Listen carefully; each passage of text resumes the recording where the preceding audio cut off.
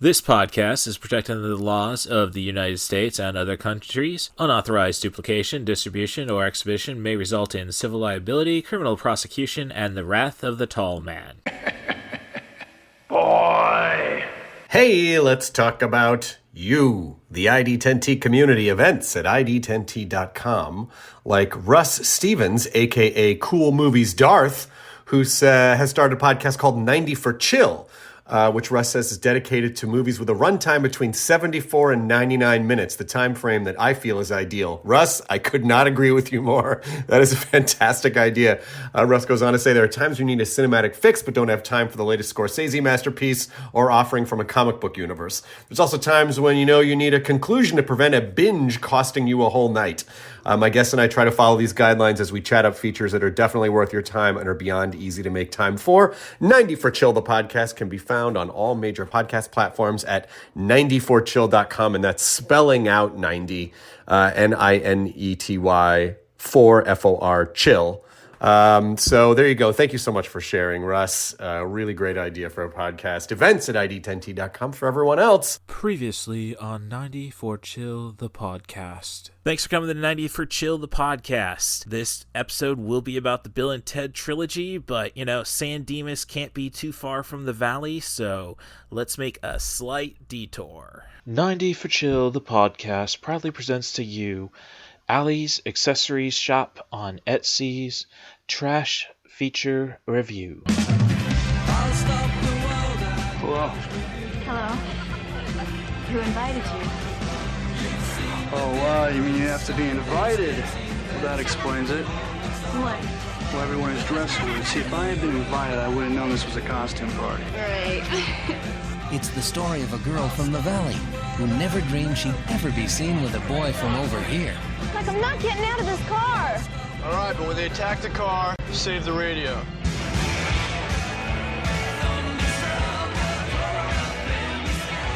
So when can I see you again? I'm here with you now. I know. This is the story of Randy and Julie, the way they come together, and the people who try to pull them apart. Like, don't you think they have parties over there? Oh, where? At the zoo? This geek that she's with could scar her for life. God. Life? If you think she's confused, you should see her father. I'm together now. Be right there.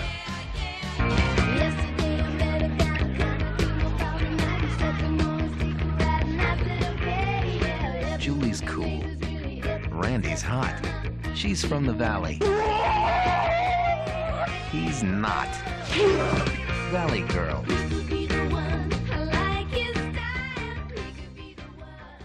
Oh, bitch, and is this in 3D? No, but your face is.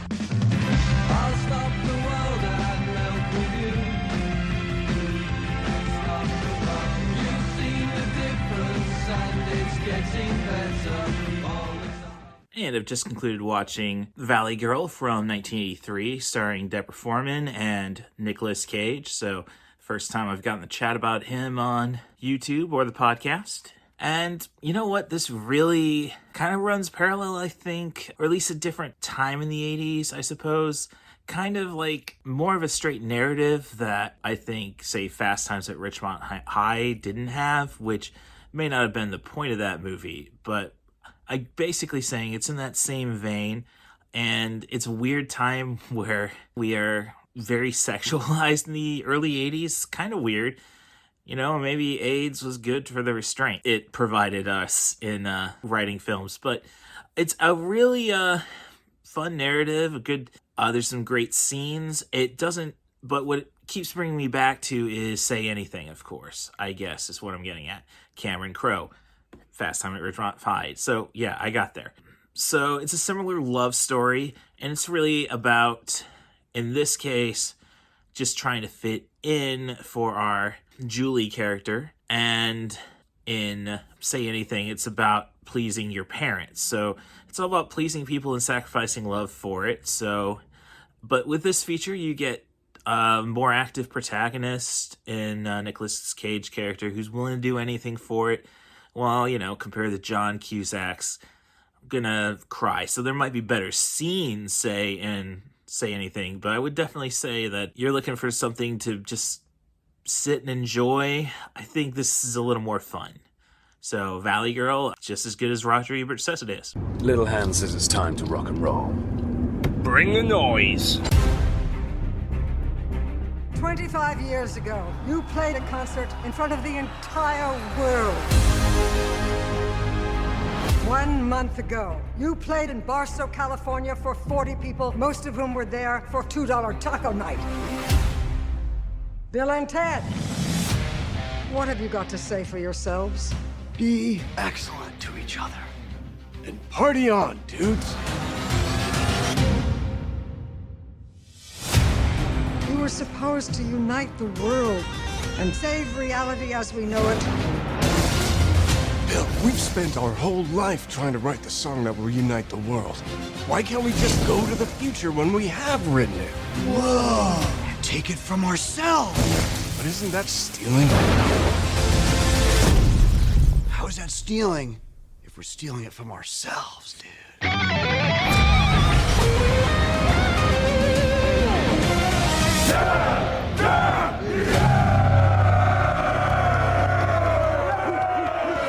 No way! How'd you like our song? It's a little on the dark side, but that's cool.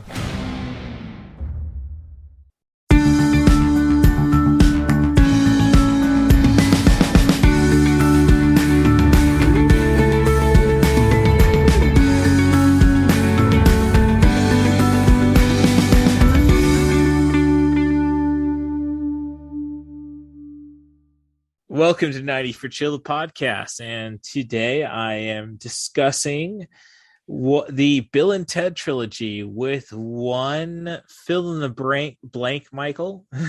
No, it's Michael Dubois. It's Michael Dubois. All right, there we go. We know where I can edit, and we'll go on from there. That's good. So, as I said, the Bill and Ted trilogy, which I had just finished Bill and Ted Face the Music, say about 23 minutes ago. Mm-hmm. And damn, I don't know if it's the trilogy of Gen X, dare I say the trilogy of millennials. I mean, pretty solid. I think it works. I'm sorry, what was that?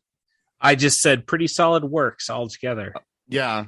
I think it's solidly Gen X, but like it has some very interesting themes that were not commonplace back then. Which I found. There was really I was very pleased to see that there was only like one problematic thing, which was the I think I know what you're talking about. Yeah, like content warning. They do throw the F slur a couple of times. The true F bomb. Yes, I think it was 3 times in total in the entire trilogy. So I mean, well, yeah, they hugged each other in the first film, and then said that, and that was the only instance in that film, I think. And then I think they dropped it twice. You big red. Yeah. And when they try talking their evil robot selves into killing them. Yeah. So yeah. I mean, that's really all you can bitch about, I think, about this trilogy. Yeah, I do think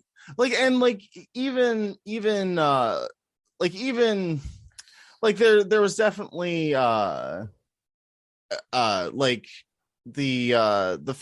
first couple, like the figures that they largely well, I mean, I guess Genghis Khan was there, so there was that, and Joan of Arc. Oh yeah, still yeah, but still mostly European. I also kind of find it a little I don't know, like I find it a little and I want to caveat this. I absolutely love these movies, and I'm just getting the bullshit out of the way. I can understand that right away, so that way we can so that way we can just talk about the good shit afterwards. Hell of a lot of good shit. So let's get this crap out of the way. Yeah, exactly. It's very Christian centric. Like it says solidly and with its full chest that, oh yeah, that heaven exists, God exists, the devil exists, God, the hell exists, and Well, like that's it. Well, I do love the flexibility they give in that. I mean, in the third film, they pretty much go straight to hell, and hey, a little conversation about how awesome death space solos are. Yeah, and they get back to reality. Yeah. Like, the third movie is is a lot more progressive. Like, obviously, yeah. No, they did not screw up with anything. I think in the third movie, which I think I don't think so. I think almost makes it like this is your answer. This justifies the entire Bill and Ted trilogy. You can't really bitch too much. No. I just wanted to just get, because like, I mean, and it's it's not even this is the softest of criticisms, because they did seem to learn as they went along. Right. It's just that it is still like, it still has some of those relics of its time. There's no excuse for it, but we can just move on though, because the rest of it's fucking gold. Like, oh no, I'm totally on board there. I mean, yeah. When you say there's no excuse for it, there's no excuse for it. We should have known about that shit the moment Reagan said, well, I shouldn't say said, he just didn't give a shit about AIDS. Nope. And there we go. Nope. Yeah, I mean, it's so the first two films, I guess you could say, I wouldn't say really are held down by toxic masculinity, but oh no, absolutely not. Totally acknowledge. I mean, to be honest, like that one scene where they hug and they call each other fags, right? Like that is so out of place. It is like, it makes no sense with anything else about their characters. Like that, I think that's actually my biggest problem with it, is that like, and on a certain level, I kind of feel like it's almost like to point out the absurdity of that. Well, like, I don't know if they were thinking about that in 1989. I mean, it's possible. Well, I'm 41 years old, so it's not like I didn't have like, oh, well, you know what? If I give you this Simpsons comic as a friend and you call me a fag over it, well, I guess there's lines, I suppose. Granted, that's, as I said, I'm 41, so that puts that 1990, 1991. So I mean, it doesn't age a year before I was born. Oh, well, thank you for rubbing that shite in there, man. As I consider changing the fluorescent lights in my bathroom so I don't see all those grays. No. I mean, it's just people didn't take the time to understand, I think, in the 90s, and I think that's abundantly clear. I mean, we were all still screwed up with the entire Ellen situation so no, I totally acknowledge that. Could that have been a natural consequence of like not caring about the AIDS epidemic? Who knows? But anyways, hey, I mean, I think I'm not bitter. It's fine. I think I may have seen one ad in the late 80s about the AIDS epidemic, and I'm wondering what the hell is this shit. And then mom and dad are like, oh no, don't worry about it. Yep. I mean, okay, yeah, I'm a 1.5. I'm a 1.5 on the Kinsey scale at best. So I mean, I don't have to worry about all the way up to 6. But hey, I mean, the fact that I am clearly not a 0 tells me I should worry about this shit. What the fuck? Yeah, and like like, okay, I actually have one big criticism of Face the Music, and that is when they were in hell, they didn't see Ronald Reagan and they didn't deck him. That is my one complaint. Well, that's the entire. That's the scene that I would have wrote. Well, yes, I was about to say that's the entire problem. I mean, yeah, I think even South Park's acknowledges that. Yeah. At least with the Satan, Matt and Trey has developed that hey, God might be a douche, and an atheist myself. So, no, I mean, any reasonable thought. I mean, we're all dirty creatures. We all deserve to be in hell, and let's figure that shit out then. I mean, as long as William Sadler is your method of passing on to the better realities, I'm cool with that, honestly. So, I mean, I think I could impress the guy who tried arranging the escape of an South American terrorist in Die Hard 2. I'm cool with that. Fair enough. Yeah. So yeah. But yeah, no, that's my joke. But yeah, like other than that, the rest of these, like, we're building up from here. Okay, so, keep in mind the first two Bill and Ted's were both rated PG, and Bill and Ted Face the Music's rated PG-13 out of necessity. Yeah. Because I'd say by 1999, when we wanted kids to be okay with Austin Powers, but not okay with Austin Powers, that backfired. Yeah, I'm just saying we define that line in PG-13. Like, if you're smart enough, your kids won't be on the. Dare I go back to South Park? On the corner of the street selling hand jobs or crack. So. I don't know how we got here. Let's reel it back a little bit. Well, I think we're both focused primarily on Face the Music, which I think may have been the best feature of it. I think it encapsulated everything that Bill and Ted fans ever wanted. Yeah, I like that is I would say that's accurate. Like it very much like.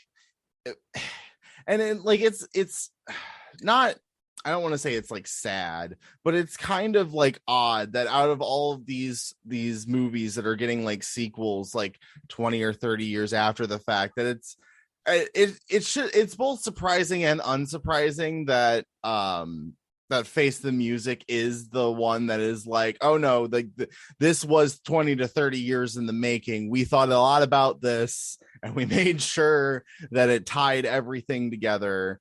But like, I kind of want to go back real quick and just talk about the first movie for a few minutes. Talk about the second movie. No, we gotta believe me. I was trying my best not to take any notes.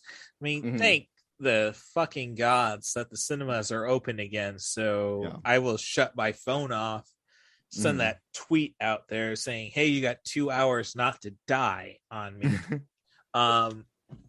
Like, it was very tough to watch Face the Music, because like, all right, I got 2.5 hours before I got to do this podcast, so I can't afford to look at my phone.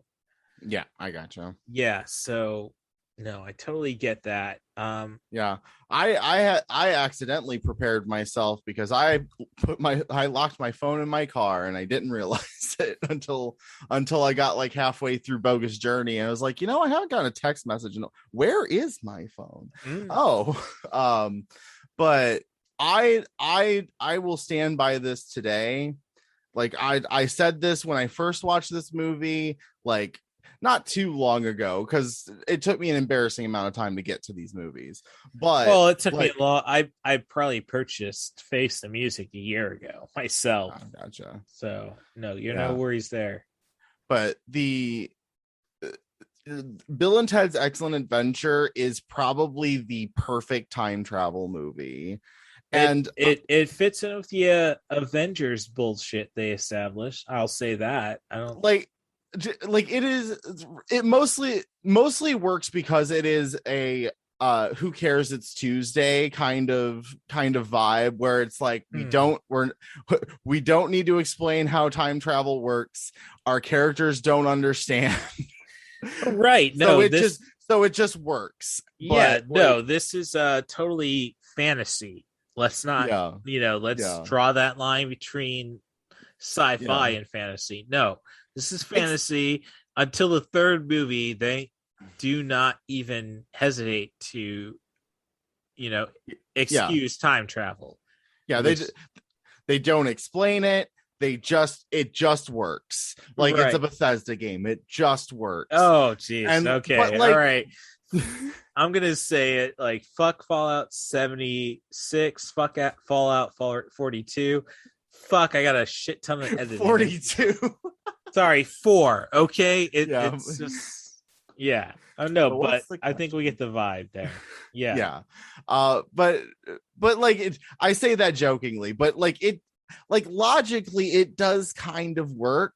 Like if you want to dig real deep, you can find some problems, but like surface level, it all checks out, and I love that so much. No, as I say, it passes. I think it was Bruce Banner who explained how time travel doesn't work the way the movies make it work, and it's like, no, I think Bill and Ted nail it. So basically. Yeah, Shag, Avengers Endgame. So but never mind. Kristen Shaw is explaining time travel by the end of it all. Like, I think we abandoned the concept of science by that point. Yeah. But yeah, that I just loved all the shenanigans at the police station where they finally like figure out like, oh wait, after we've done all this, we can just go back and set this all up. Yeah, like that is the most brilliant thing that I've heard a main character in a time travel movie think. Like Back to the Future, like that whole trilogy were my favorite movies growing up, and at no point did Marty McFly think to himself, you know what? After the main story's done, I'm just going to take the time machine. I'm going to go back to, a couple days before okay. Yeah. And I'm going to make sure there's a fucking gun here. So that way, like that's all, like, that's brilliant. Like, I mean, obviously there were contrivances as to why that would not necessarily work. Well, and I think the third film, when we deal with prison Bill and Ted at age 53, pretty much solidifies that, hey, Dennis, you don't know what you're ready for or you're prepping for. So, I mean, comedy is probably, I don't know, perhaps maybe you don't know how great your science is until comedy goes and tries interfering with it. Yeah. So, like but like also because I guess we kind of have to go back and forth because like Face the Music, like even if you were to go on a deeper level and be like, okay, well, this kind of time travel doesn't work because blah blah blah blah, but like then Face the Music is just like, well, there are infinite timelines, so they acknowledge that, which is a brave decision, which I appreciate. Like, yes. I appreciate that we're only seeing like one sliver of this happening, and like I personally ascribe to multiverse theory and multiple timeline theory, whatever you want to say. I agree with that, as long as Jake Gyllenhaal isn't involved. So I am not a fan of Spider-Man Far From Home, as you get it. I hope they course correct with No Way Home. Yeah, so. Okay. This okay. Now I just want to know, what's your problems with Far From Home? Okay, it's a rather long-winded feature for such a brisk concept and all. So maybe we can put it on pause, finish talking about Bill and Ted, and then we can discuss that. Yeah, no, it's just, look, it all go for me. It's all a Jake Gyllenhaal thing. Like, really, back in 2001. So Uh-huh. I am 2 years removed from high school. And somehow, I mean, I give all my high school friends shit for not really, taking the time to absorb where we were, time and place. I mean, hell, a lot of that is probably my justification for, oh, we're really giving the guy shit at, I'll digress on that. I got a wrestling friend. He may not be a friend, but I hold him in high regard. Got in trouble for doing something that, hey, Luke Wilson did in Old School, and hey, we're totally forgiving. So I'll just let that out. But so basically they're saying, it's a movie. If anybody knows movies, it's Russ. So they had me watch Darnie Darko with them and ask my opinion afterwards. And it's like,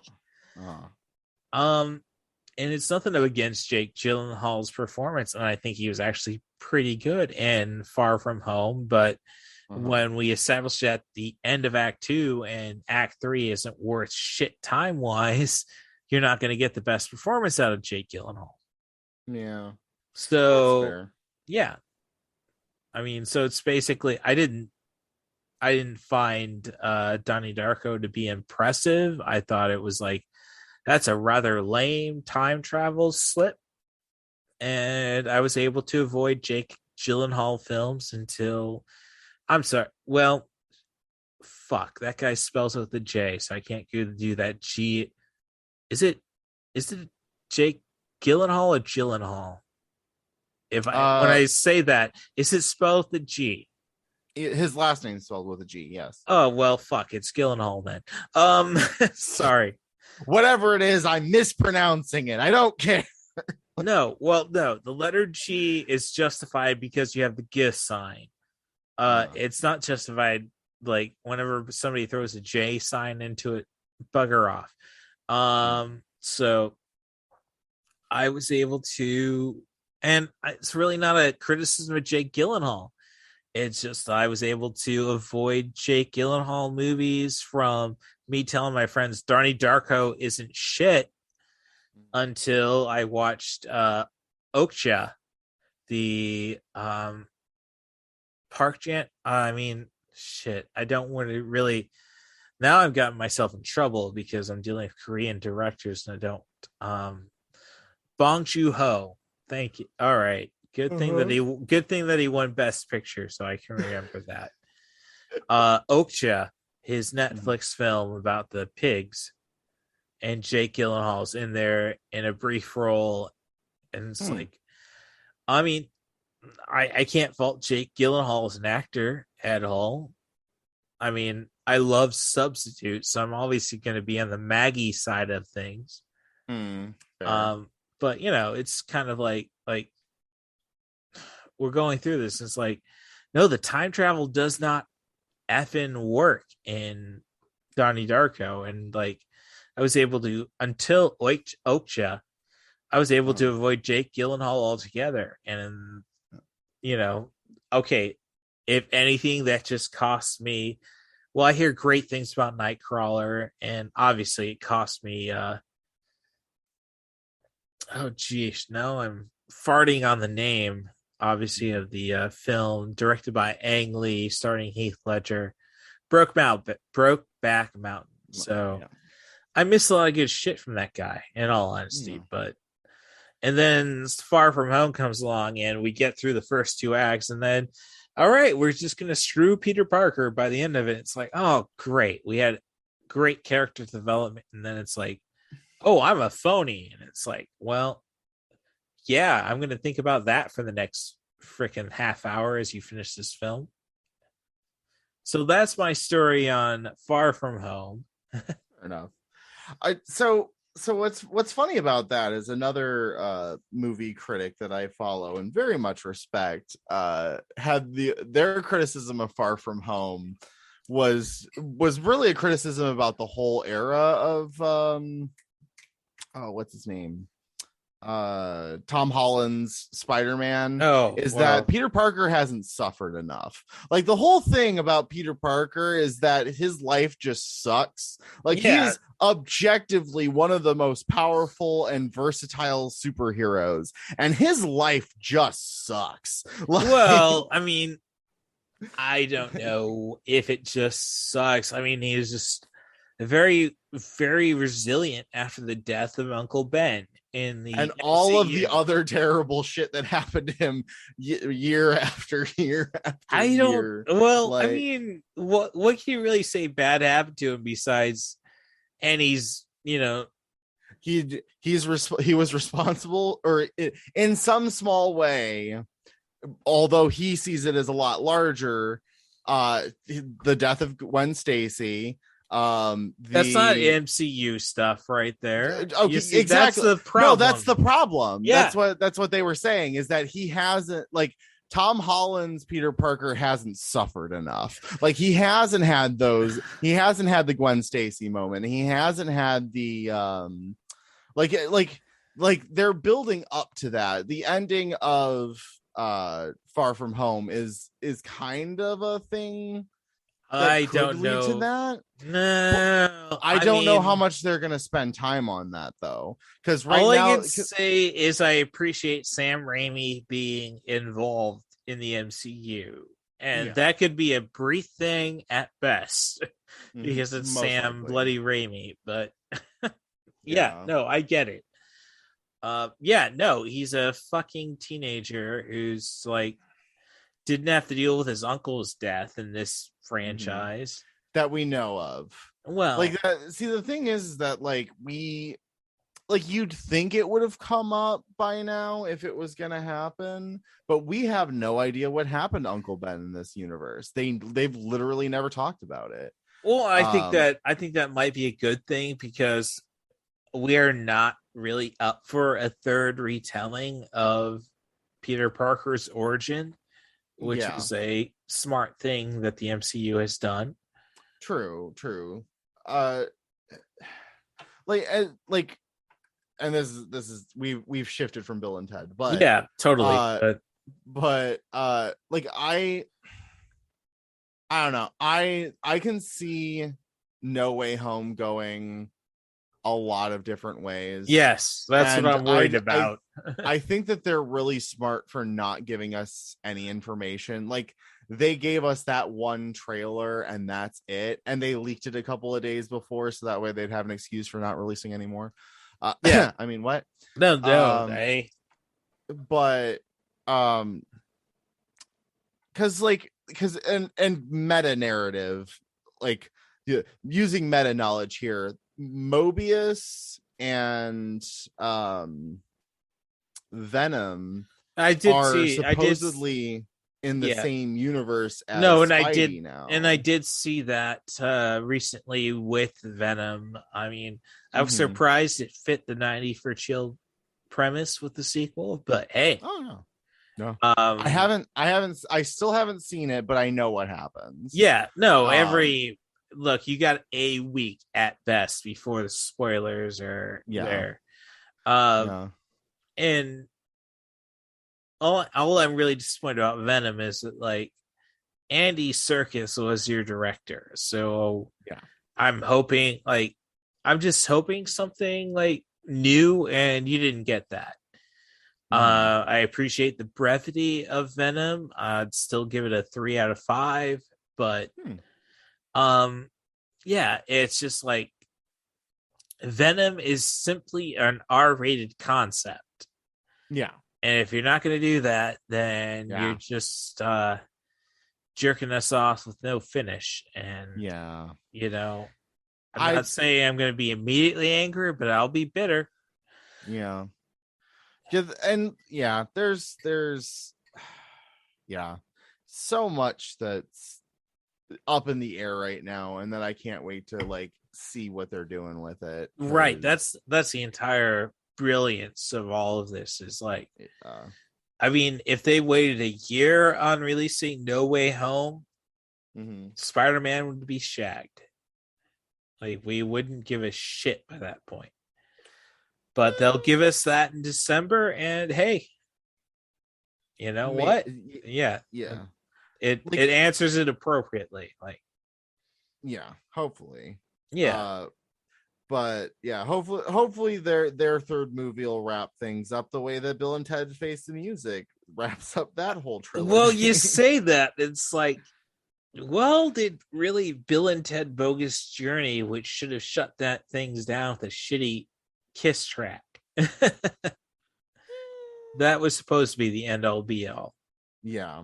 So it was. It really speaks to fandom pretty much dictating everything now once you get into the nerdy realm, I suppose. Yeah, that is true.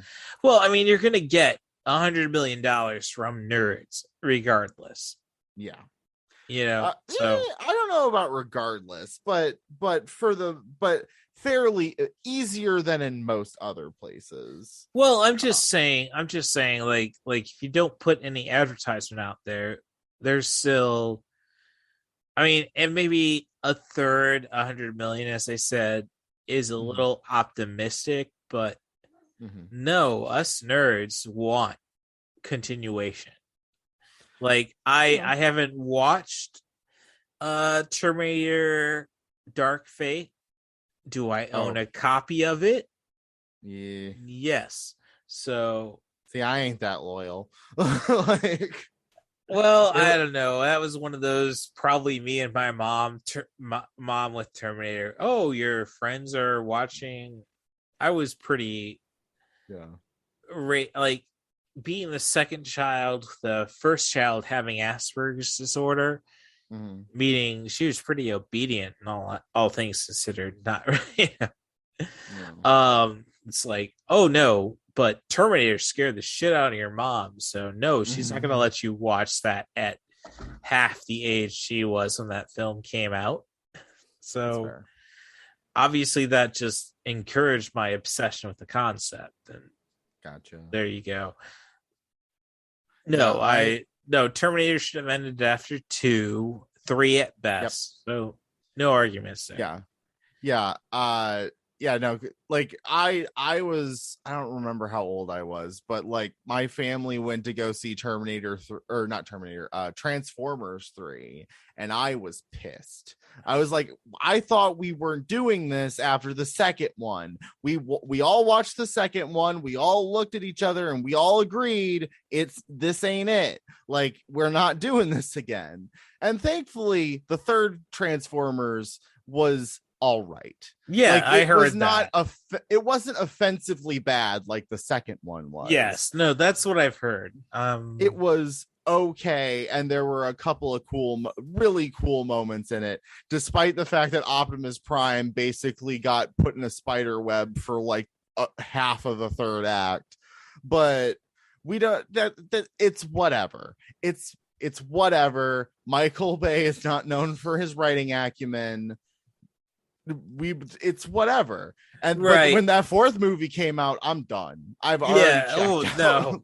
No. Like, look, you either involve a Wahlberg at the beginning or you don't involve a Wahlberg at all. Yes. I mean, you know what? That is a good philosophy. Well, I mean, you look at Ted, like, no, you need, like, what? I'm supposed to settle on Leonardo DiCaprio's half-assed Boston accent from The Departed? No, give me the full-blown Mark Wahlberg. Oh, there's plenty of work. There's plenty of work for bartenders. Shit, you know. So yeah, that's fair. To be fair, those are the only roles Wahlbergs can play. Like I hate to say that, but I like. You know, we have to appreciate, I would say, Boogie Nights, because that was definitely at least not a Bostonian for Mark Wahlberg to play. But, 97. Yeah, so, I mean, we've got... damn, I'm feeling bloody old for all of this.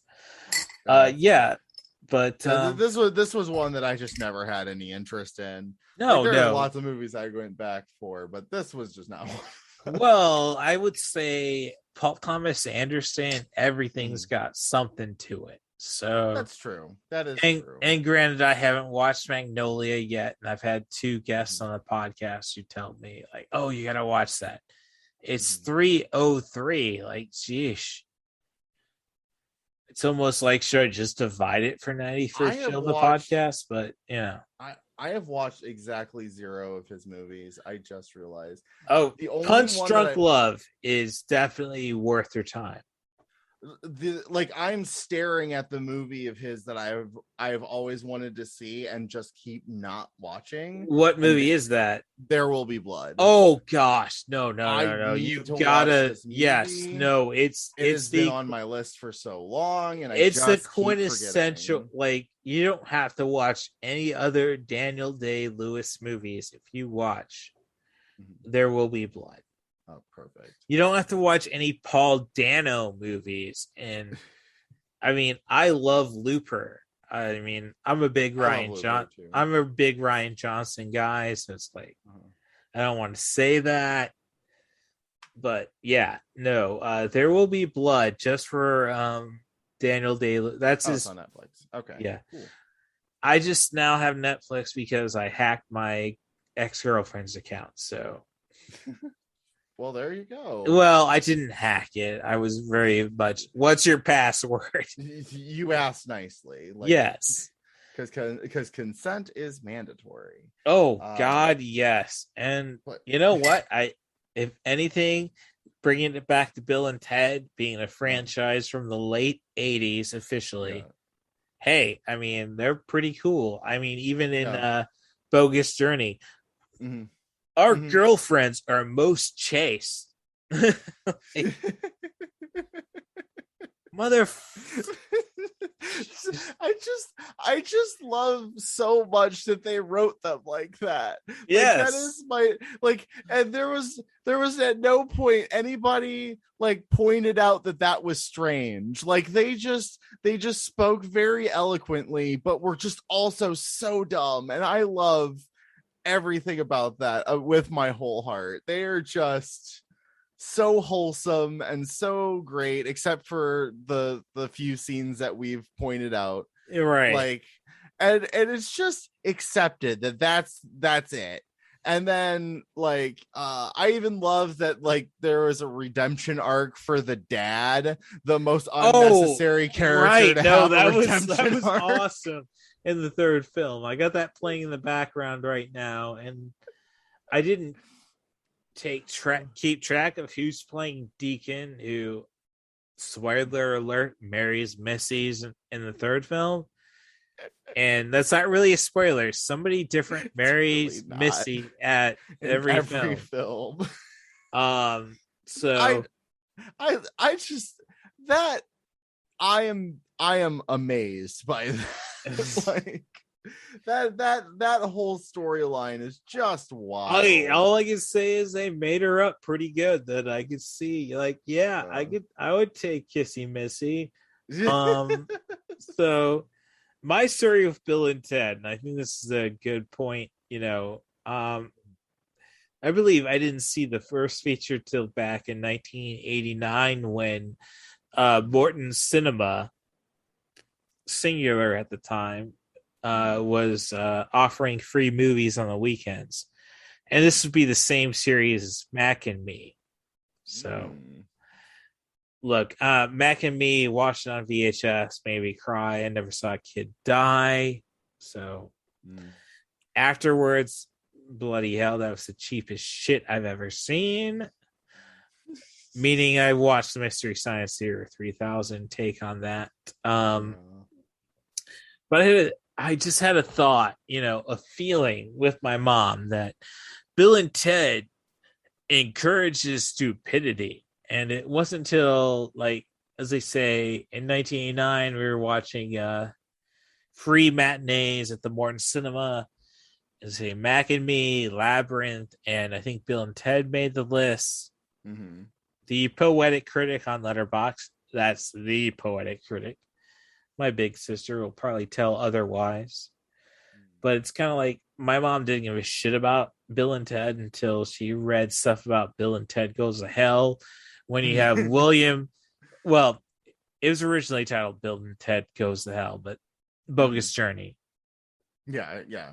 And it, it's got William Sadler as Death, who's probably best remembered as the terrorist in Die Hard 2. I know the actor. I don't want to screw up his. Great. Yeah. To be honest, the Death is my favorite character. Like, and he bloody nails it in the third one. Like, look, I mean, my story is my mom, took us to see the second Bill and Ted Bogus Journey, and the actor who played, I'm looking at it right now. Bogus Journey. Okay. Denomulus. Joss Ackland. God, yes. Who's best known as just like your go-to villain in the late 80s. Was playing the villain. She was all over that. And I actually saw him in the Gin Game, a play in England. Wait a sec. Hold on. I have an idea. All right. It's something I need to check out. No, go ahead, man. Yeah, but no, continue talking. So, I mean, I actually saw the guy who played the diplomatic immunity guy from Lethal Weapon 2. And it's like, oh man, I saw him live on stage in England. Like, fuck. Wow. Yeah. I mean, so, but I think there's a part of at least 80s parents who's like, no, you don't expose yourself to stupid shit like that. And I really think it took the Bill and Ted actually being a great Bill and Ted's Excellent Adventure being a great feature to tell people, hey, no, we're just parroting what you think your kids are.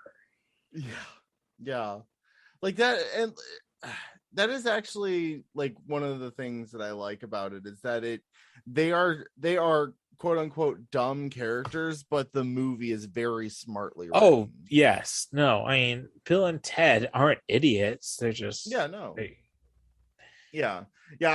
realized I realized for the second time that we're recording a podcast, so people can't see me do the air quotations. Right. Well, but yeah, air quotations, dumb characters. Like, they're actually pretty clever. They're just the vernacular has not caught up with their intelligence.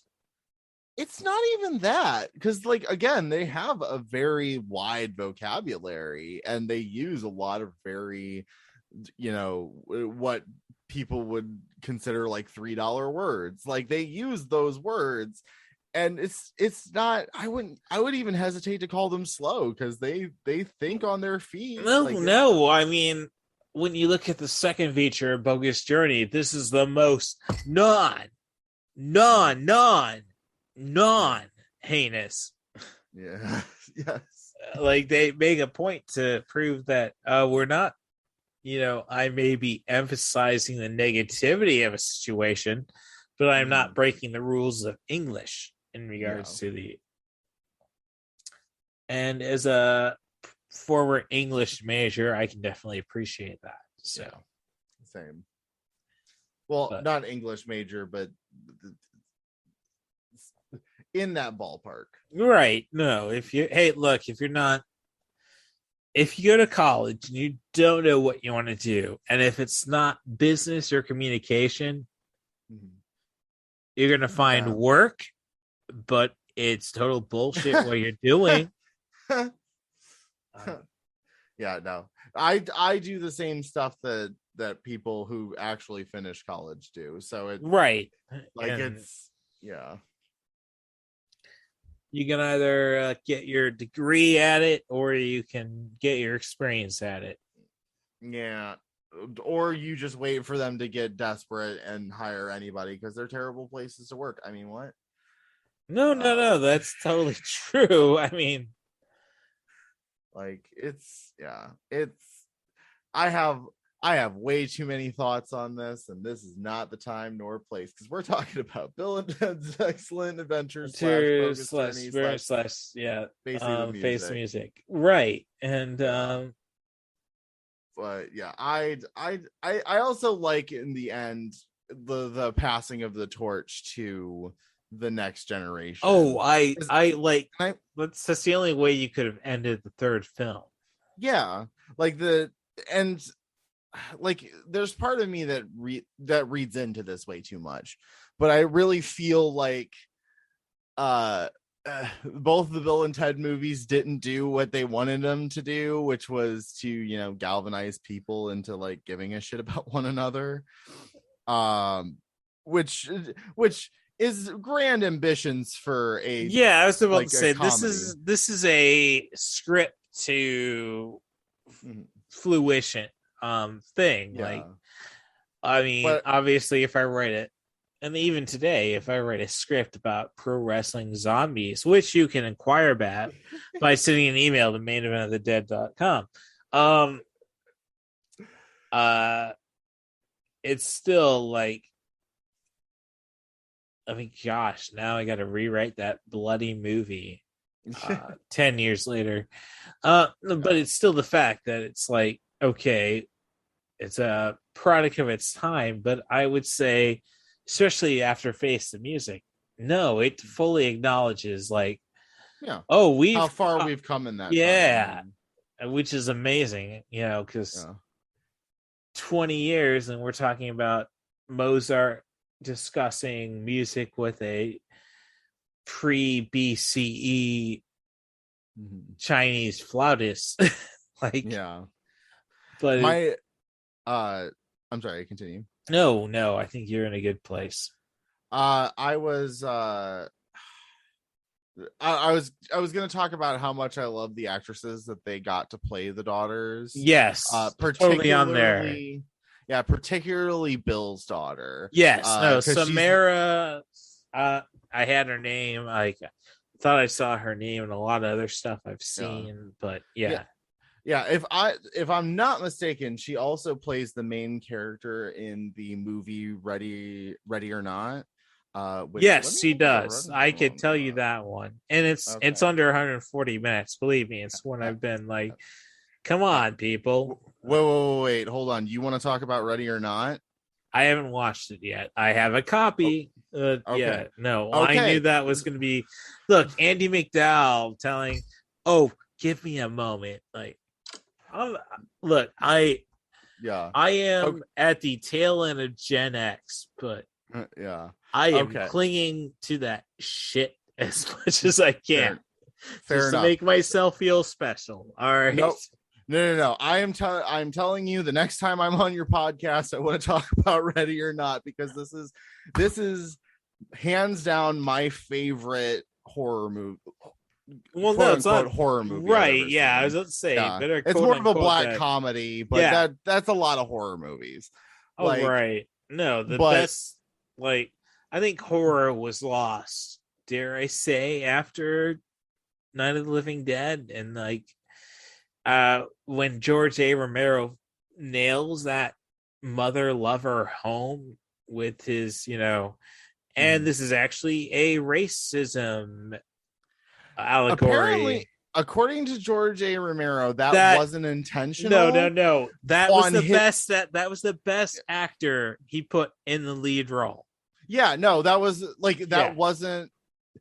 What I was about to say was that it wasn't George A. Romero's intention to do that. It was 100% the actor whose name I should definitely know. I'm looking it up. Don't worry. Yeah. I should know that by heart by this point. Yeah. Dwayne Jones. Yep. Yeah. No, that like all of that was Dwayne Jones. Yes. Because George A. Romero did this revolutionary thing where he wrote a character and then just didn't care who they put in the role, and then when they put a black guy in the role, was just like, oh hey, Could you make this sound right? Right. No, Like- he got the best actor available Yup. to play the role, and it just elevated everything. Like, and I think that's the brilliance of Romero. He's basically forced horror to look forward. Yep. I mean, you could say we're pretty lame about it till Candyman, but 92. Yeah. And yeah, then Candyman's interesting. I just bring up Candyman 92. I know it's the first black slasher, dare I say. Yeah. You know, I just have a thing for Virginia Madsen, and that stems from me unapologetically. You know what I'm trying to. Thank you very much. Yes, there has been plenty of podcast juice involved. For Virginia Madsen, I was a big Highlander 2 fan. There's nothing good about Highlander 2, and I will not recommend that for anybody. But if you take your time to go through all the layers of Russell McKay's attempts to make Highlander 2 into a actual watchable feature, maybe it'll pay off. Maybe. So, hey, I lost my virginity to a ginger. Virginia Madsen's a ginger. Okay. We'll leave it at that. But there you go. Yes. I gotcha. All right. Yeah, no, I'm sorry. I was just going through her filmography real quick because I've seen her in other things and I just can't remember what they are. Sideways, Haunting Connecticut. Oh, she was on Dawson's Creek. Wouldn't surprise me. Hey, she ain't she didn't get the Oscar like Jennifer Connelly did after the Hot Spot 1990 Dennis Hopper directed feature starring Don Johnson's. Okay, yeah, I've seen her. I think I've only seen her on television before. Yeah, no, but yeah, like I recognize the actress when I was right. Yeah, no, I get that. I'm doing a podcast, meaning I notice obscure shit. So that's fair. That's yes. fair. But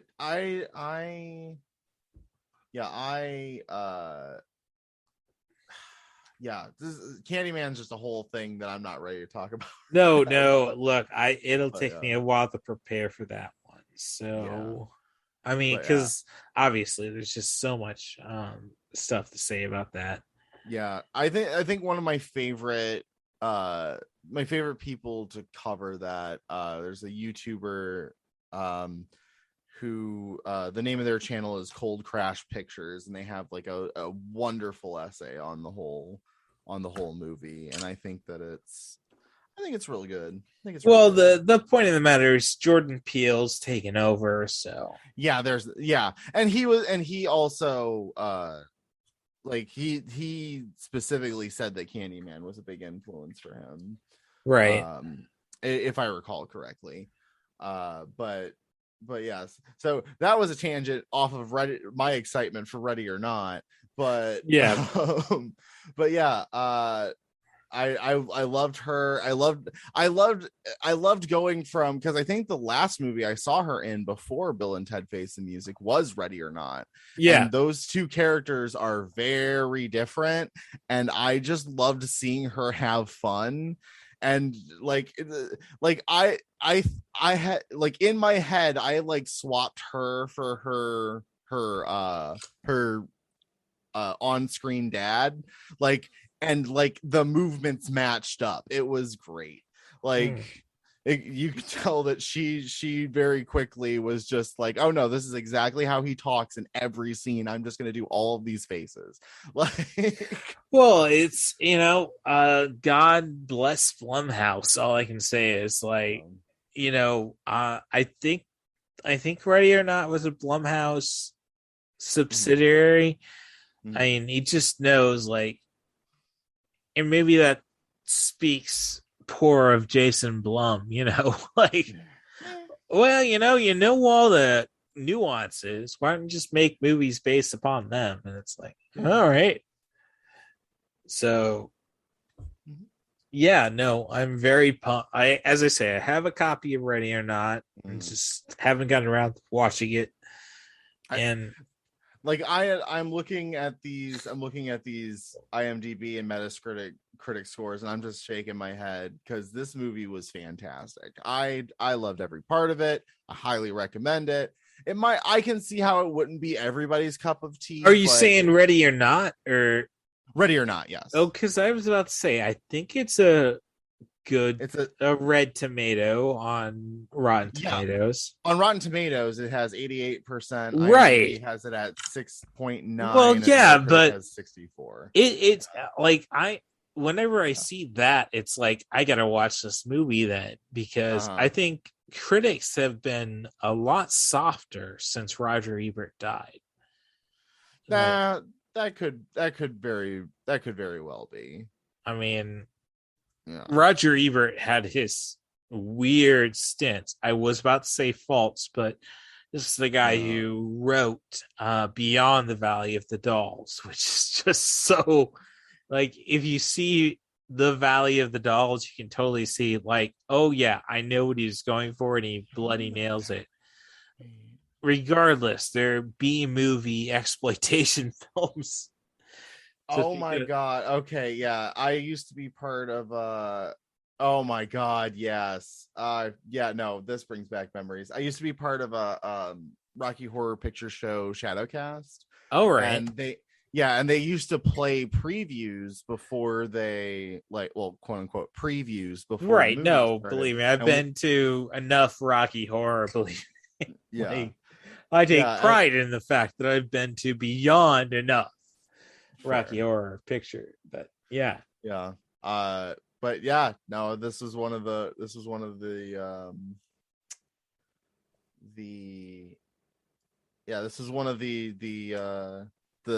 previews that they played, and that's okay, that's a thing. That was a thing that happened. I didn't say it was politically correct by any stretch of the imagination. No, he's from Urbana, Illinois. Huh. Well, I mean, he got his degree in Champaign. I didn't know if he we have the annual Ebert Fest in Champaign, Urbana. Makes sense. Yes. Makes sense. Right. So yeah, look, U of I, Champaign, Urbana, we gave you the internet, people, so and I hate to stand up for them because they didn't accept me when, like, I don't know. It's the ridiculous of beingness of being a good son. Like, oh, I know, mom and dad, you really can't, justify sending me to a 4-year university, but I'm a straight A student. Mm-hmm. Surely I can get into the University of Illinois, Urbana-Champaign. Mm-hmm. Nope. Wow. Well, hey, 23 like, as I say, the standardized testing, and I was not meant for that shit. Gotcha. But and I live in Urbana now, so I mean, the irony. Fuck. Oh gosh, I gotta listen to a lot of this for editing come tomorrow, but yeah, my bad. No, I've dropped far much more obscenity than you have. But it's like, no, I don't say going on something like, no, it's, I mean, the smart minds in terms of criticism will always stand out. I mean, I think Roger Ebert, if anything, set a great standard for criticism. Like, we can argue for and against, but hey, as long as he's the middle ground, we're in great shape. Yeah. If he's not the middle ground, when you get into an argument, things are bloody bollocked. Yeah. So let me see. No sound. So let's see. Missy. I'm just going through my notes on Excellent Adventure. I think I explained everything about how, like, my mom was trying to protect our intelligence from not showing us Bill and Ted. And I'm sure that she saw it with her movie-going date and like, oh no, this is good, this is cool. Like Mm-hmm. how I saw UHF after my dad showed the tape to my mom. But it's like, let's see. I love in the third Bill and Ted how we still keep playing Missy, the problematic woman, as a joke. Like, I don't know if that's. I don't really know. Like my grandma was married 5 times. It was pretty common in. Now, going from family member to like friend of family member to family member is a little weird. But I didn't expect and how the hell did they throw that at me? But I don't even understand. Like, my big thing is, how in the hell is the dad at the wedding? Like, that's your ex-wife and your son. We saw her first ex-husband eating Twinkies at the birthday party for the princesses. That was a little bit more understandable. Like, that was a neutral event, but this was their wedding. Like, well, if I was a bitter cunt, I would definitely accept the invitation, to say the least. So okay, that's fair. I did have fantasies about going to I should probably not say this on the podcast. Right. No, hey, I just dropped a C-bomb, man. So yeah. No. I definitely had the fantasy at one point to go to a couple of old friends' wedding and just like slip the DJ $50 and be like, play Friends in Low Places, the third verse. Oh jeez. No. And then I will just dance to that song and then leave. Like, that's literally all I wanted to. If anything, just to remind them that I exist and they fucked me over. Yes, no, well, I totally understand and get that. Yeah. But as I'm going through notes, and let's just bring it back to Bill and Ted's Excellent Adventure. Yeah. Jane Wiedlin of the Go-Go's. I think she had a grander career than any of the other Go-Go's. I know Belinda Carlisle had some solo singles, but Joan of Arc, man. Joan of Arc? And she was also in Clue, the motion picture. Okay. As the singing telegram who gets shot right out the bat. Oh my god! Yeah, that's right. So saying she's fuck yeah. I'm saying she's done better than Belinda Carlisle. I mean, that's by the time I got to Belinda Carlisle's picture, she was 48 in Playboy. So bloody hell. All right, so at least I'm getting the things on track, to say the least. A little bit.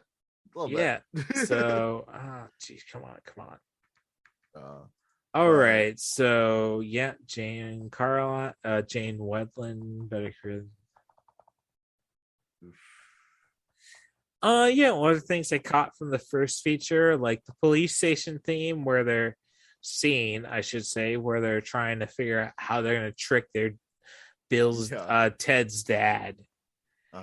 Like, is that very similar to the Matrix? So you're like you're gonna stay low, move to the next cubicle. That right. That is a pretty apt comparison. Yeah. That whole sequence, I feel like that whole sequence was like what they built the movie around. They're like, I want to shoot this scene, but we need to justify it. Yeah. I guess I did steal my dad's keys. Oh, my dad was right for being mad at me about a thing that he had no reason to be mad at me for. Right. And also, and we haven't even talked about like Rufus at all. Like, Rufus is just the coolest character. Well, it's George Bloody Carlin. I mean, Yeah. Like, I'm trying to think of stuff to bring back to him. No, I mean, aside from Dogma, Kevin Smith didn't even do him justice. So, no. Although I did love him in Dogma. Oh no, Dogma is great, but I'm just saying, like, hey, you could have had Mark Hamill sucking to get a ride to demonstrate to Jay and Silent Bob instead of, George Bloody Carlin. Nah, I disagree. All right, okay, all right. So, but I'm just saying, it's like, you're messing with the Master Jedi, son. Like, I didn't say that had to be him. I didn't say what we're talking George Carlin versus Mark Hamill or Dave Prowse or James Earl Jones. Like, no, I think I'm clear in saying, like, Mark Hamill is forgivable for anything. George Carlin, George Carlin was such a bloody pioneer that's like, if you didn't want to do something, man, hey, you can set the standard.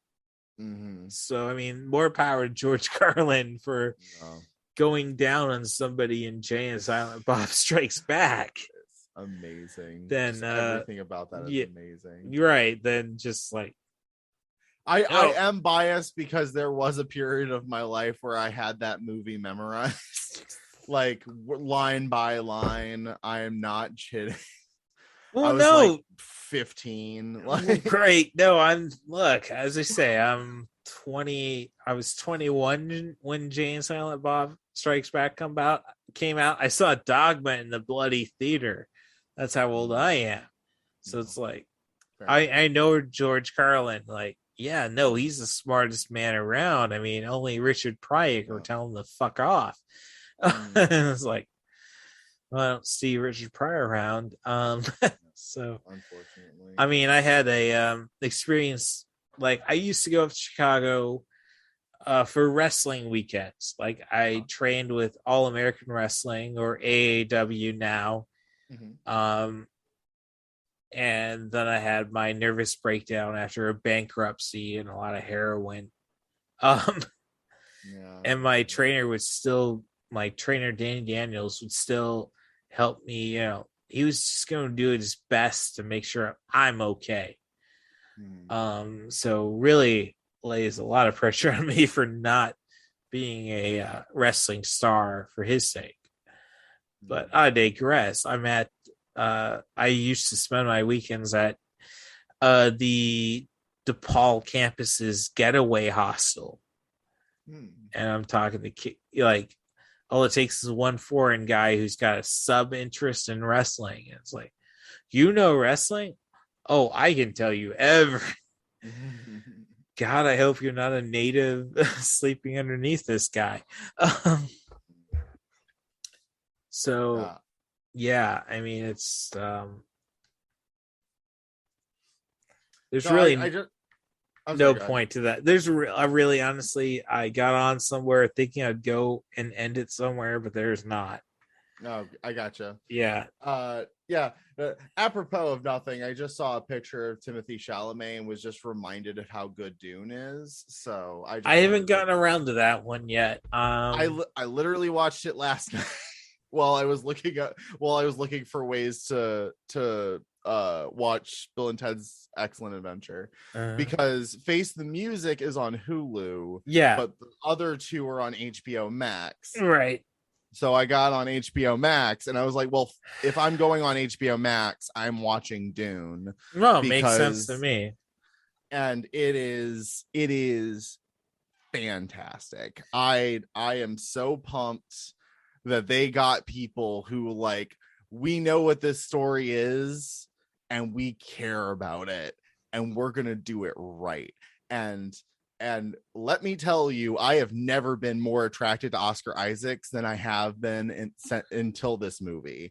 And that's saying something. Right. No, I would talk like I'm not, I stand by my cis identity, but like, if Poe Dameron, Well, if Poe Dameron wants to pick you up, Poe Dameron picks you up. Yeah, Like, that's how that goes. If it helps the resistance, man, like, yeah.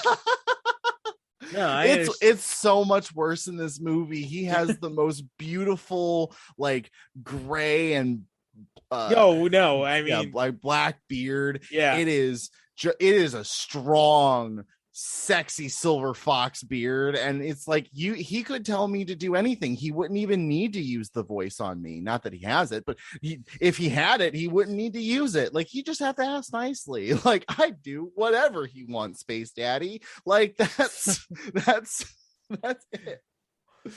Right. Like, no, I can see why so many people were ready to fight to the death for him. Like, oh no, look, I mean, that has not.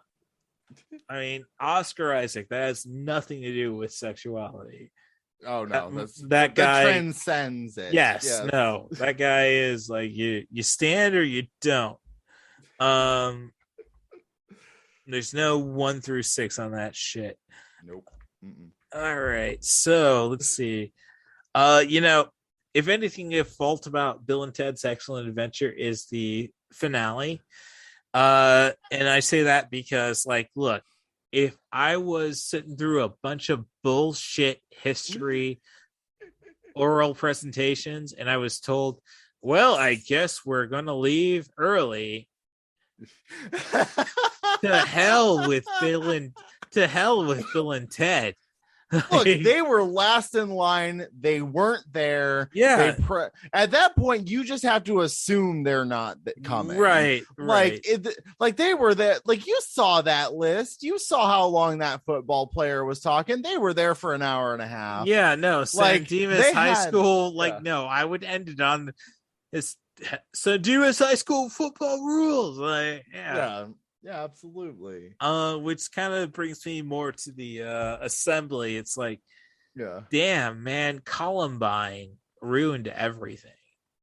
Like, Billy the Kid letting off blanks regardless. It's like, man, we don't get any pyro as kids anymore. Shit. And I can say that as a kid who Columbine happened in my last semester. So like, we had bullshit drug assemblies for pyro, and it's like, yeah. I mean, and that's a big flaw in the entire franchise. Why couldn't Rufus just give him the freaking song?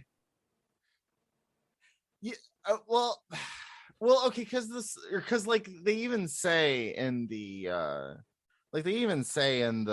in Face the Music, like, the song didn't matter. No, like, that's it true, was the fact that they like, got everybody to play, and I think that is an excellent, like, metaphor for, like, life in general. It doesn't matter what song we're playing or what ideology we're following or whatnot, although there are certain ones that are better than others. Like, it just matters that, like, the world does it together. And right. Like, no, yeah. I'm totally there. But in terms of theology and I mean, this is definitely fantasy, not science fiction. Like, I don't know how to deal with the fact that this was all stuck up around, like, Judeo-Christian bullshit. Mm-hmm. I mean, I like the themes were there, or like, and by themes I mean like heaven, hell, God, devil, like those. Right? No, those are very those are very the simple. Like, everybody can agree to that. I think even South Park, like, no, we just don't believe in a Christian heaven. And it's like, yeah, but a Jewish heaven is like 30% off at Macy's, is how they would put it. So I get that. Yeah, I like, it's just, and like there are arguments to be made that, like, all of those kind of heavens are kind of the same, or basically right. The same. No, I know, like, the heaven element. Yeah. Like, it's just like it it would have been nice if they would have been like, oh yeah, and then here's Zeus, and then like the Zeus, Odin, Hades, and whatnot are playing poker over there or Right. something. Oh, like, yeah. you know, like something silly. It again doesn't matter. That doesn't matter. Like, No, it ultimately doesn't. But I will say that I'm just saying that. Oh, I'm sorry. Go ahead. Oh no, I was just following my notes, so you can go ahead. Yeah, no, I was like just saying that like it is given the connotations of that, I was a little kind of disappointed. But again, it's just, it is what it is. They don't, it's not a like, it is more of a it is just the paint that they put on. Like, Right. it could have been any underworld. That's just the one that they went with. No, and the entire flexibility of death and it, like, you know what, you screwed me at my own game. You know, I know what I'm supposed to do. I also love that the death is a sore loser. Just right. Well, actually, when like, I don't know if I ever watched Bill and Ted's Bogus Journey between the time I saw it in theaters in '91 and when my first film 110 instructor taught about it in 2021. No, not 2021, 2001. You know, everything was screwed up. We had 9/11, so I digress. But it was basically, she just appreciated the fact that somebody was sticking it to Ingmar Bergman's Seventh Seal. She talked about how many times he rented Bogus Journey just to mock the Seventh Seal, which death is totally based upon. So, I didn't know that one. Yeah. Oh no. And when it comes to mocking Ingmar Bergman, like, no, you don't do that. Like, Virgin Summer kicks the shit out of any Wes Craven Last House on the Left bullshit. So it was just very much, she just appreciated it. But Bergman is quite pretentious, so, you know, like, mocking the entire idea of death via beating him via Twister, and how do you bloody lose electronic football?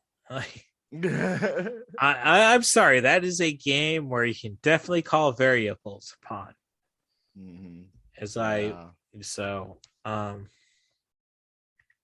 I just love that their go-to was Battleship. Yeah. Oh,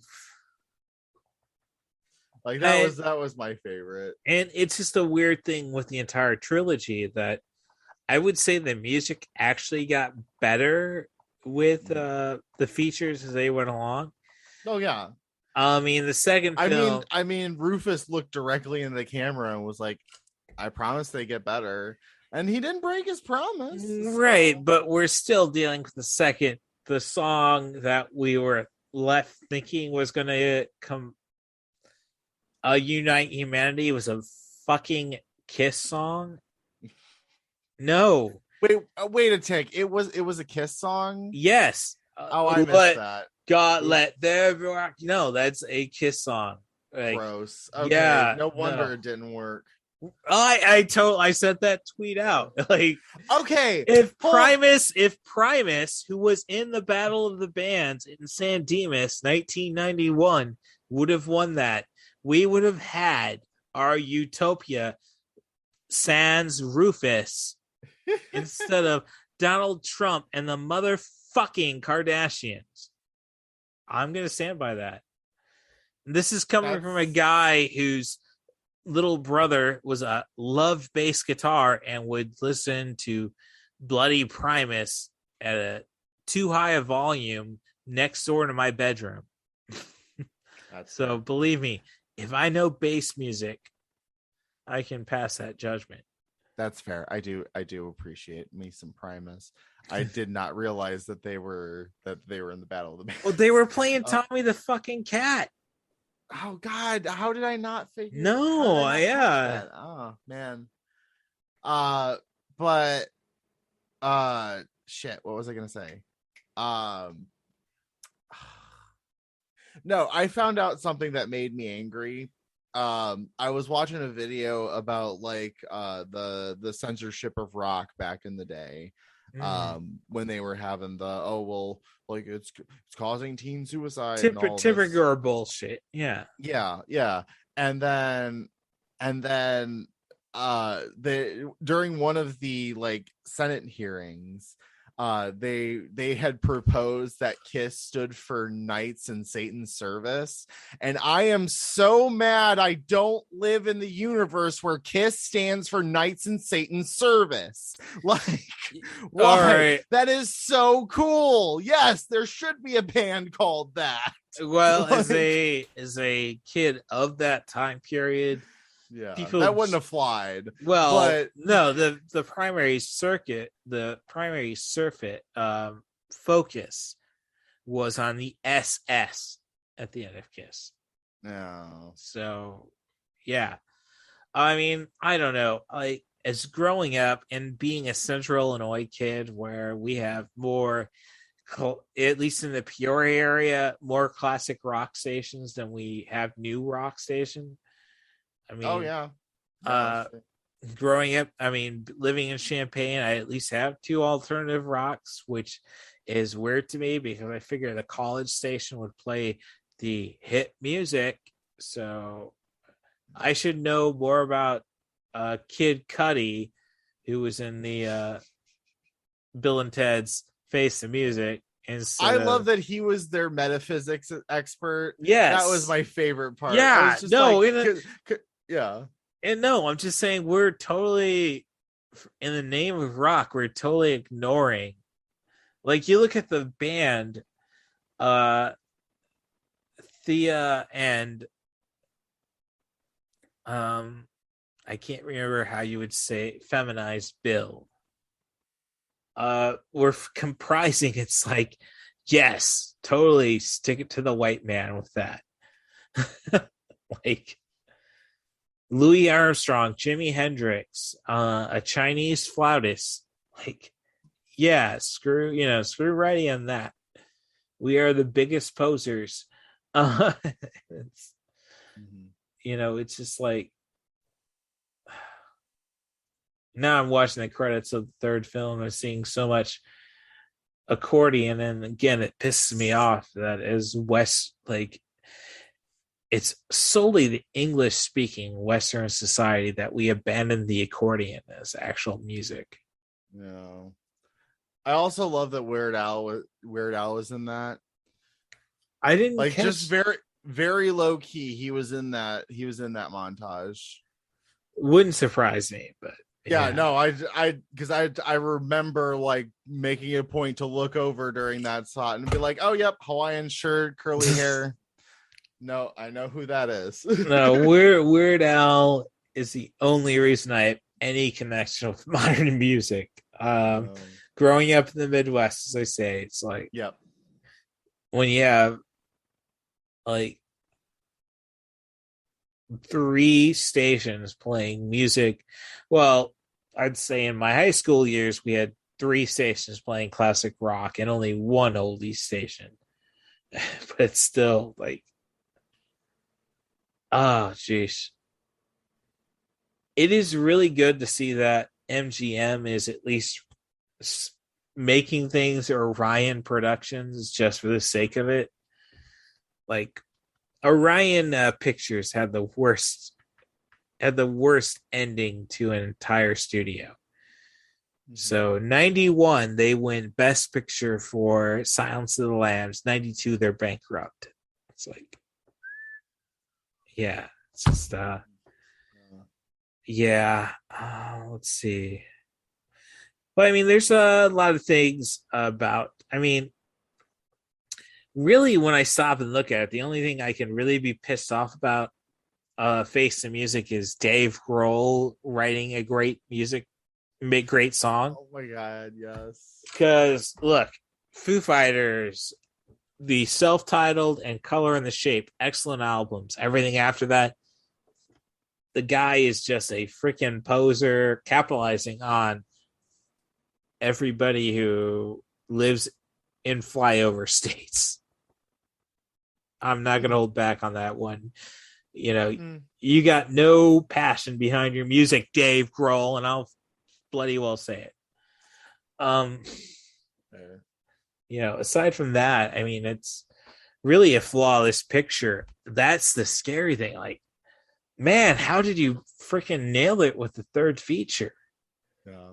Like, you could say, well, that's cheap. You're just getting comedians to fill in the roles who all loved the first two movies. Like, yeah. How did you not love the first two movies? Yeah. Why would you not do that? Yeah, it's just like, I am right now, while you're talking, I have a side-by-side comparison of the Cowboy Bebop trailer and the Cowboy Bebop anime, and it is fucking clear that everybody involved in that project loves Cowboy Bebop because they understand the assignment and they're doing a good job. I can't wait to see this show, and that is the first time that I've ever said that about a live-action Netflix show. Like, a live action adaptation of an anime. I'm not a great category on that. I'm not a great person that responds to that because I ended up buying some fanboys hentai dojin about Faye Valentine.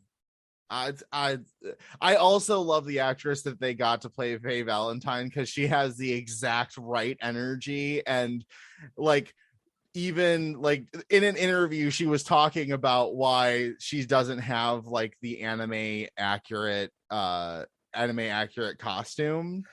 Okay, it's anime, so you're not gonna have that. It's exactly. Like, she's right. Like, I can't kick ass in tissue paper. Yeah.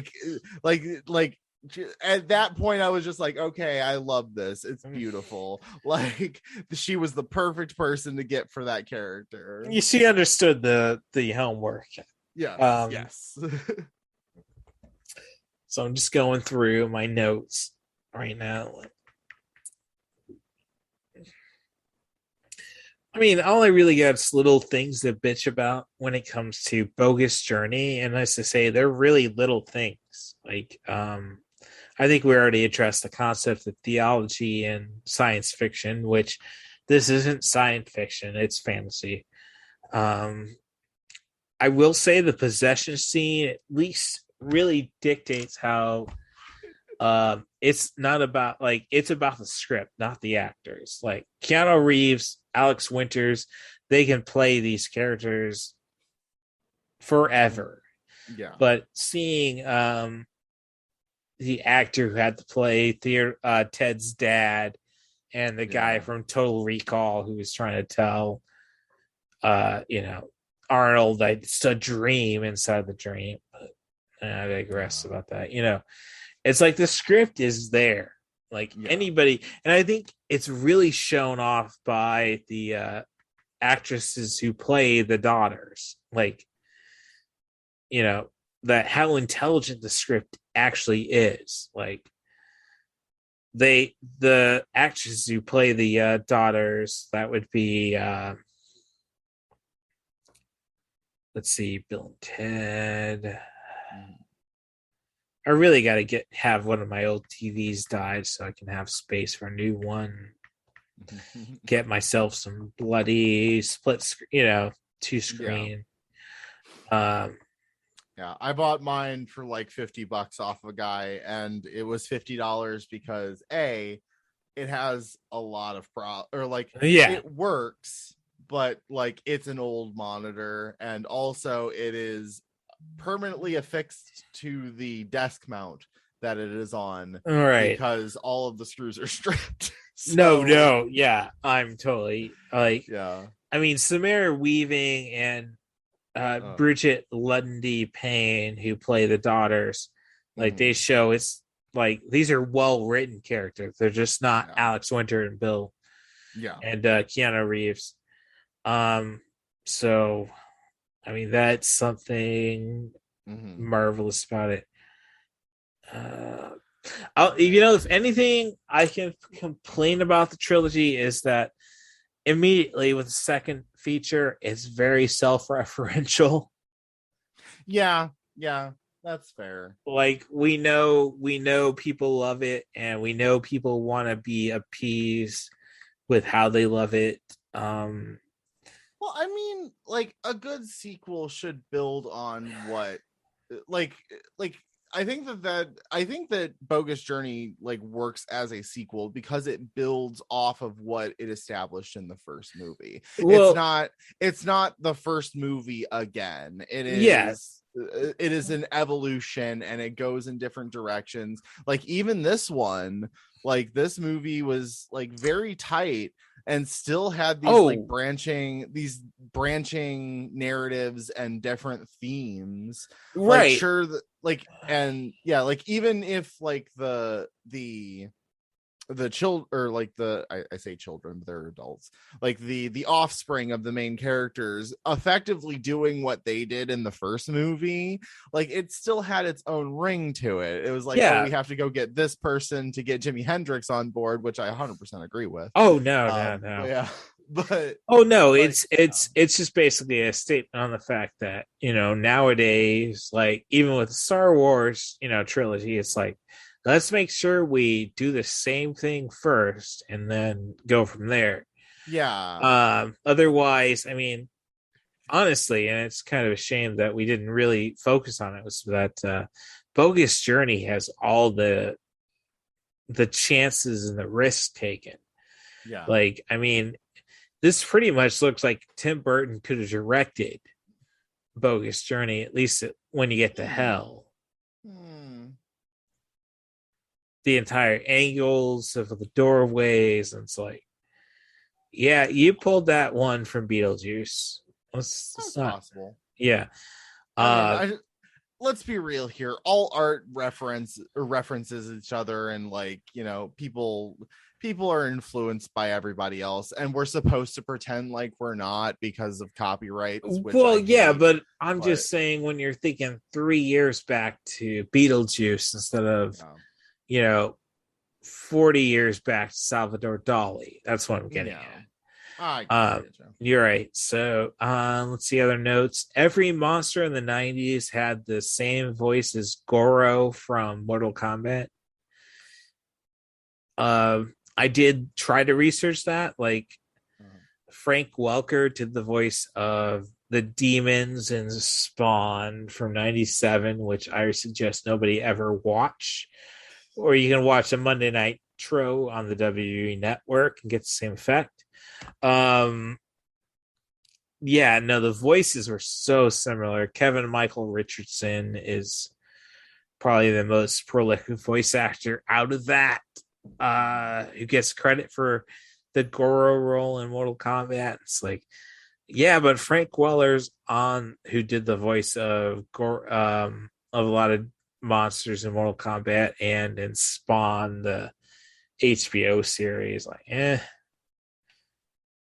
here's one I am proud to state. Poison is not a reason to get an audience with God.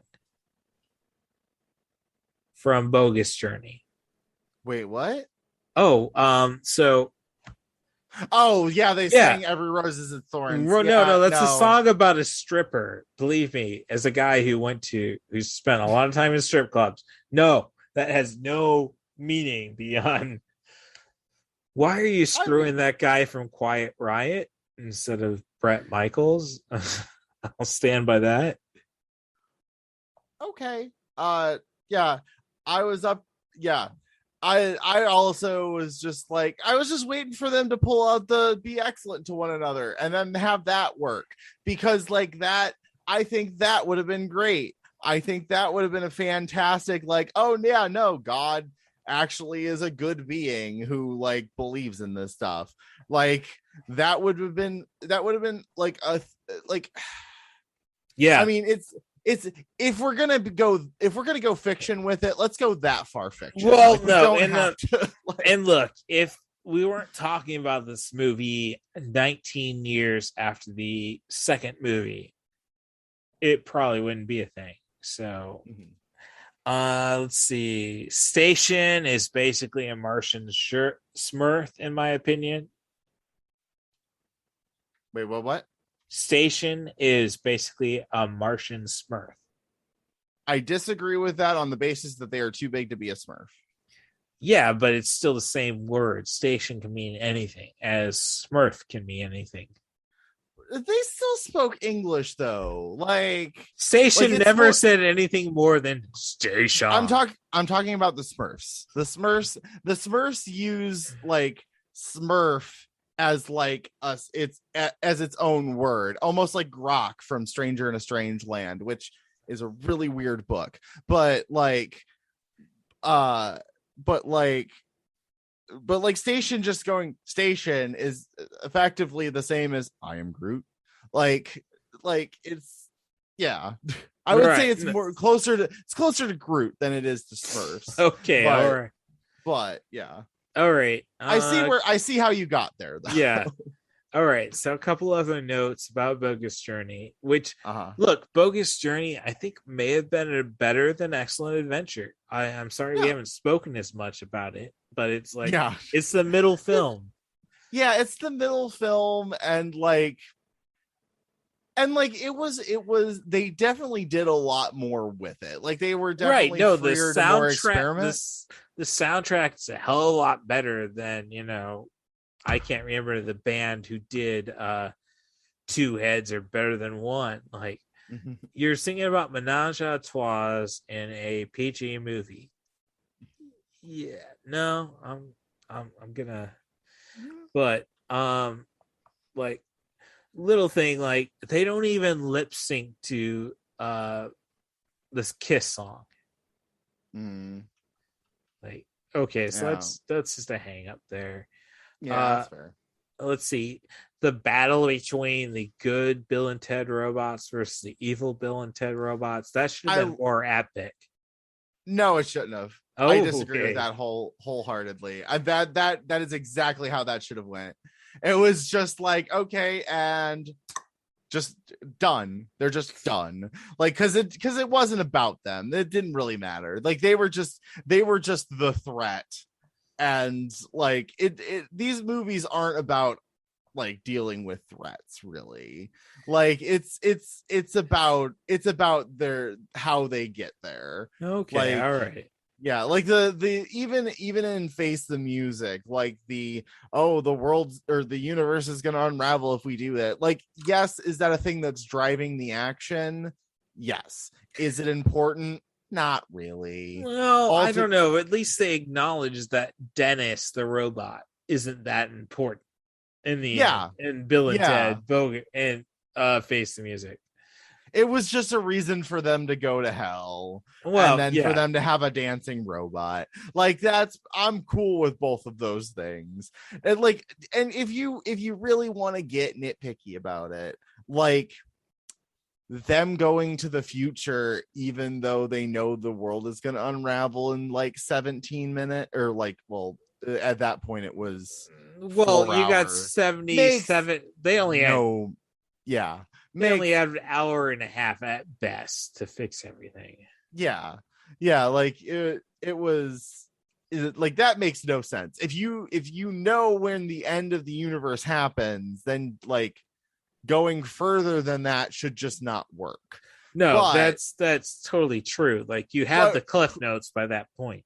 But who cares? It's Tuesday. Like that's the thing. It's just it's like we know things are going to work out because they have the ability to travel into the future. Like the threat is not at all important. It's about just watching these characters do that thing. Well, then it goes to my big thing to deal with. Bill and Ted Bogus Journey. If you watch through the credits, you get the Reaper rap. which Oh was my god, I missed a Reaper rap. What? well, the... it's not much of a rap. In all bloody Oh. honesty, it's like how Teenage Mutant Ninja Turtles, the soundtrack, had Splinter's rap. Oh god. So hey, that's the only time I ever noticed that the shits at fucking Pizza Hut ever cut the music off the jukebox. Yeah. I played the Splinter rap, and it's 2 or 3 tracks. I digress. Awesome. But so I caught like the end of it, and it's like this is supposed to be the speech they gave instead of "Let's rock" to the San Dimas Battle of the Bands. Like, okay, so it was brought up stuff like kiss your fears, give them a honey bunny, they'll get smaller, only program yourselves, which honestly would have made total freaking sense if it was actually delivered. Granted, there would be no sequel, but I don't know. You should not be writing your freaking movie to intend, oh, if there's any holes, I'll fix it in the 3rd film. Like, yeah, that's true. I mean, what was it? Bloody Aiden Bryant, or I can't remember the actor who played Deacon in Bill and Ted Face the Music. I'm pulling it up. Deacon being the son of let's see, Beck Bennett. Yeah, Beck Bennett ends up with Missy in the 3rd film, and it's like, yeah. See, I would like I kind and I understand why they didn't go this route, but they made the joke in Bogus yes, Journey, like you're where gonna it was end just up like, being well, your you're dad. gonna marry. Yeah, you're gonna marry her next, aren't you, Ted? Like, Yeah, I kind of wish that they would have had that. I wish that it would have been Missy and Ted's wedding, but I also understand why that wouldn't have worked. Right. No, and I didn't take the time to look at the filmographies and IMDb to see if the princesses are the same princesses from the. I think they were, but I don't believe they are. Oh, because damn it! They're breaking the. Yeah, no, the well, at least one of them wasn't, because she was on Glee, and I would. Okay. Well, not going into the hanging S's there, man. But with that said, look, man, can a straight man, a cis male, dance to trance music and not expect to be hit on? Wait, what? I'm sorry. Oh, I'm just trying to kid around. I'm just saying, when I was at Wizard World, the Comic-Con, and they had a final dance for the last night.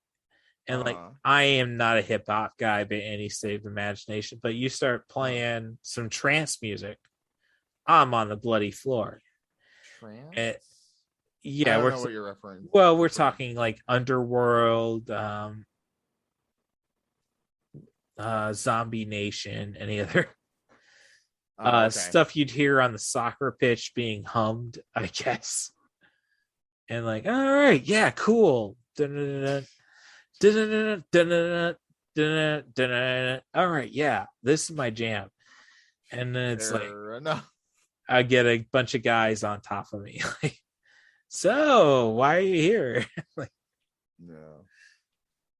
Yeah, no, I just like music I heard in Train Spotting, man. So yeah, that was a recent experience of mine. Like, I'm not trying to offend you, man. I'm thinking about the heroin. I'm not thinking about the. I'm not thinking about the heroin. I'm not thinking about the night. Okay, yeah. I think we got to wrap it up. That's the quote of the night. We already. I really wish I could do better than that, but yeah, we're talking about PG-13 rated movies and my nostalgia for my bankruptcy in 2006. No, just think about extended S's. Sorry, I don't ask. So I got you. All right. Well. I don't think, we can't top me trying to figure out if I can dance to Zombie Nation or Underworld or Orbital. without breaking some hearts. All right, so you can find me at CatBusRuss. That's the Twitter handle if you want to bitch about the podcast. I prefer you keep that away from the algorithm, so give me those 5-star reviews on your appropriate apps.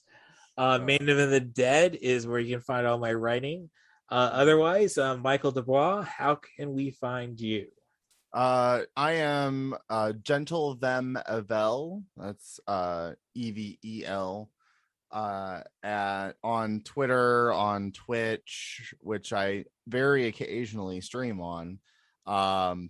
Yeah,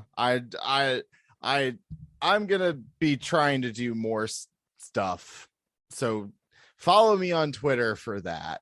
So... All right. Hey, I mean, I think November 10th is the National Boycott Facebook page, so I have complicated feelings about boycotts, but no, look, hey, I don't believe me, I'm like in that little space where it's like, really, I mean, if people haven't switched to Twitter, they're not by this point. Yeah, I mean, like none of the social media, and most of them are Facebook. Like, yeah, like like Instagram is Facebook. Like, that's why they're rebranding, right? But like, what's the meta with you? Yeah, I get it. They just stole that name. We need to talk about that for a second. They just stole that name. There was already a company called Meta. I didn't know about that. Name. Oh, yeah. I didn't know it was. Yeah. Facebook asked them to use their name. They said, okay, it'll be $200 million, please. And then they just used it anyways. Like, they just stopped talking to that company and used it anyways. So now they're suing them for $200 million, which they'll win. And it's like, yeah, that's nothing towards Mark Zuckerberg. Yeah. Oh geez. Yeah, we're in the end game now. Like, things are either going to get significantly better or they're going to get significantly worse, and it's looking like they're going to get significantly worse. No, I'm hoping to die before the century ends just to be ahead of everything. Yeah, and that's Eddie Izzard saying that. Like, yeah, we've pretty much put ourselves in the last century. Yeah. So yeah. Unfortunately, the fuck around the fuck around generation has ended, and the find out generations are now paying the price. Oh jeez. Great. Now I'm feeling bad for my nephew and niece. Nieces. Jeez. Oh gosh. Yeah. Should have been more condoms involved. If I'm that's what I'll say. Let's be fair. That's true in about 90% of cases nowadays. Yes, no, but thank you very much. So I mean, because I really love this podcast that we recorded, because like I think if it didn't sell Bill and Ted Face the Music, then we are flunking funkies, trying to cover up my obscenity there.